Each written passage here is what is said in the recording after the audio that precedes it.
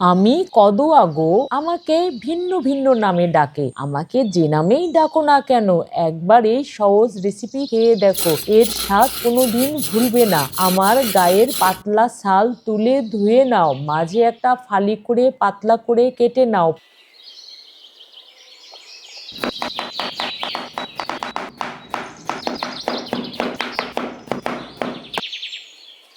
কড়াইয়ে তেল দাও, পেঁয়াজ দাও, একটু ভেজে আমাকে ঢেলে দাও, হলুদ লবণ দিয়ে মিশিয়ে নাও, ঢেকে দাও, ভুলেও পানি দিও না, আমার গায়ে অনেক জল আছে। আবার মিশাও, ঢেকে দাও, একটু মজে গেলে দুইটা মুরগির ডিম ফেটে উপরে ঢেলে দাও, একটু অপেক্ষা করে নাড়াচাড়া করে কাঁচামরিচ দিয়ে ঢেকে রান্না করে নাও পানি শুকিয়ে যাওয়া পর্যন্ত। তারপর গরম গরম ভাতের সঙ্গে ডিম কদুয়ার ভাজি খাও। মাছ মাংস খেলে শুধু আমাকেই খাবে ইনশাল্লাহ।